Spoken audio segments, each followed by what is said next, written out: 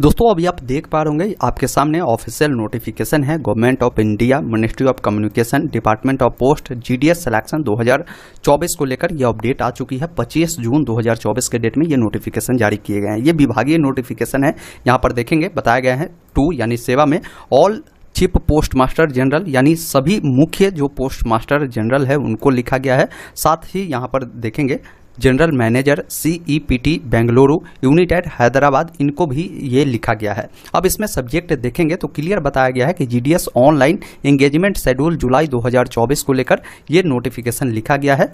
Preparatory exercise को लेकर यहाँ पर बताए गए हैं, देख लीजिए कि जो GDS भर्ती होनी है जुलाई 2024 को लेकर यहाँ पर कुछ डेडलाइन इन्होंने दिया है। इस डेडलाइन पर पूरी जो इनके द्वारा बताए गए हैं ये सभी चीज़ें जो है पूरी रूप से कंप्लीट कराने को लेकर यहाँ पर बताए गए हैं। सबसे पहला इसमें इन्होंने बताया है कि 1 जुलाई 2024 से लेकर 6 जुलाई 2024 के बीच में क्या करेगी कि जो भी डिवीज़न है उस डिवीज़न का काम क्या है कि किस डिवीज़न में कितनी सीटें खाली है इसकी डाटा जो है सर्कल को उपलब्ध करवाएगी। अब मैं आपको ये समझा देता हूँ एक बार। जैसे ये जो भी आप देख रहे हैं ये जितने भी स्टेट का नाम यहाँ पर है ये स्टेट क्या है, ये एक प्रकार से सर्कल है। जैसे मान लीजिए ये सर्कल बिहार सर्कल हुआ। अब बिहार सर्कल के तहत जो है इतने सारे जो है आपके डिवीजन है ये। अब इस डिवीजन में कहाँ कितने सीटें हैं ये डिवीजन क्या करेगी इसकी डाटा जो है सर्कल को देगी। जैसे मान लीजिए बिहार में जितने भी सीटें हैं अब किस जिले में कितने हैं इसकी डाटा बिहार स्टेट सर्कल को मिलेगा। तो इसी प्रकार जितने भी डिवीजन के पास सीटें होगी सभी स्टेट का तो जैसे ही वो भेजेगी उसके बाद इसका जो है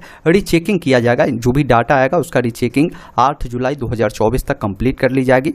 उसके बाद 9 जुलाई से लेकर 10 जुलाई के बीच में क्या है कि सर्कल जो है ये इसका अप्रूवल देगा कि भाई किस डिवीजन में कितने सीटें हैं ये मैं अप्रूव्ड करता हूं। जैसे ये अप्रूव्ड कर देगा उसके बाद चौथे जो चरण होंगे आप सभी का ऑनलाइन एप्लीकेशन के लिए जो नोटिफिकेशन है वो जारी कर दिए जाएंगे। वो कब होगा तो 15 जुलाई 2024 के डेट में। अब 15 जुलाई को नोटिफिकेशन आएगा तो 15 जुलाई से ही आपके ऑनलाइन आवेदन शुरू होने की 100% संभावना है, या उस दिन नोटिफिकेशन आएगा तो 1, 2 दिन 4 दिन जो डेडलाइन है यहाँ पर अप्लाई का वो आगे पीछे हो सकता है। तो उम्मीद रखिए 15 जुलाई से इसका जो है ऑनलाइन आवेदन जो है स्टार्ट हो जाएंगे। अब इसमें देखिए कुछ वैकेंसी इंक्लूड भी किए जाएंगे जुलाई 2024 वाले में। जैसे 1 जुलाई 2023 से लेकर 30 जून 2024 के बीच में जितने भी वैकेंसी में सीटें खाली है, जैसे बहुत सारे ऐसे पोस्टमैन हैं या बहुत सारे ऐसे ABM या BPM के पोस्ट पे जो लोग हैं जिनकी मृत्यु हो चुकी है, बहुत सारे का रिटायर हो चुका है, बहुत सारे डिस्चार्ज हो चुके हैं, तो ये सब वैकेंसी भी जो है इसमें इंक्लूड किए जाएंगे। इसके अलावा ये भी बताया गया है कि जो यहाँ पर शेड्यूल 1 जनवरी 2023 में वैकेंसी आई थी, इसके अलावा शेड्यूल 2 जुलाई 2023 में वैकेंसी आई थी, तो इसमें भी बहुत सारे सीटें खाली है। उन सीटों को भी यहाँ पर जोड़ा जाएगा जुलाई 2024 के लिए। तो ये कोई नई बात नहीं है। आप लोग को लगेगा कि हो सके ये वैकेंसी नहीं आएगी, भाई ये वैकेंसी साल में 2 बार इसके लिए ऑनलाइन आवेदन होता है। जैसा कि आप देख भी पा रहे हैं कि जनवरी 2023 में इसका आवेदन हुआ था, फिर यहाँ पर जुलाई 2023 में आवेदन हुआ था। तो अभी जो है अभी जुलाई 2024 के लिए अपडेट आ चुका है। जुलाई 2024 के लिए आवेदन जो है स्टार्ट होने जा रहे हैं।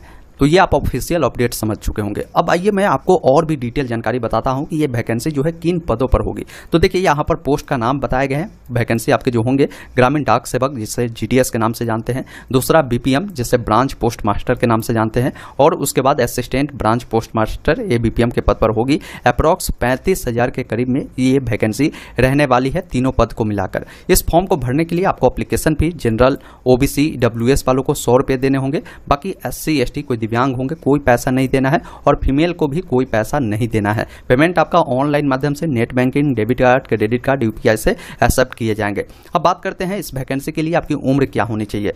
तो इस वैकेंसी के लिए मिनिमम उम्र आपका जो है 18 साल होनी चाहिए, मैक्सिमम आपका जो है 40 साल, और यहाँ पर SC ST वाले जो होंगे इसको 5 साल का रिलैक्सेशन मिल जाएगा, मतलब 45 साल। वही कोई OBC वाले होंगे तो इनको 3 साल मतलब 43 साल तक आपका एज होगा, तो फॉर्म आप भर पाएंगे। एज आपका कब से काउंट होगा तो नोटिफिकेशन जब आएगा तो उसमें ये क्लियर कर दिया जाएगा। अब बात करते हैं क्वालिफिकेशन इसमें क्या होनी चाहिए। तो इस पद के लिए फॉर्म अगर आप भरना चाहते हैं तो किसी भी मान्यता प्राप्त बोर्ड से या संस्थान से आपने मैट्रिक पढ़ा होगा। मैट्रिक में आपका जो है मैथ और इंग्लिश इंग्लिश विषय जो है होना जरूरी रहता है, अनिवार्य रहता है, तो आप फॉर्म को फिल कर पाएंगे। इसके अलावा आपके पास जो है कंप्यूटर के बेसिक ज्ञान भी होना जरूरी है, हालांकि कहीं भी कोई सर्टिफिकेट नहीं मांगता है। साथ में साइकिल चलाने के आपके पास ज्ञान होना चाहिए, इसका भी कोई जो है यहाँ पर सर्टिफिकेट नहीं देना होता है।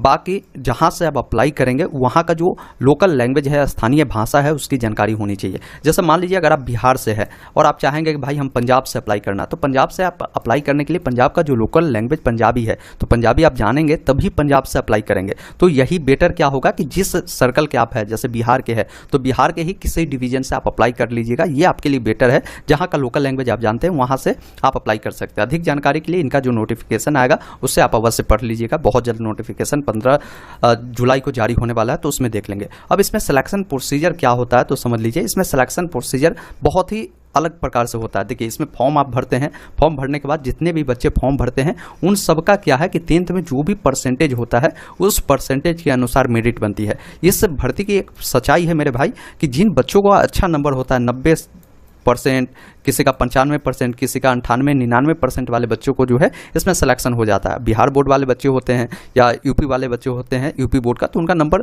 इतना नहीं हो पाता है, तो बहुत सारे बच्चों का सिलेक्शन नहीं भी हो पाता है। लेकिन जब इनका कई सारे मेरिट आती है, जैसे मेरिट 1 आएगा, मेरिट 2 आएगा, मेरिट 3, 7-8 मेरिट आता है, तो 7-8 मेरिट जब आता है तो उसमें जब बच्चों का सिलेक्शन बहुत सारे का होता है, डॉक्यूमेंट वेरिफिकेशन में नहीं जाते हैं, तो लास्ट होते होते 80-85% वाले बच्चों को भी इसमें सिलेक्शन हो जाता है। तो मैं कहूँगा कि आप फॉर्म जरूर भरिएगा। सिलेक्शन होना ना होना ये आपके हाथ में नहीं है, कभी कभी कटअप कम भी चला जाता है, तो उस समय आपके सिलेक्शन की चांस बन जाएगी।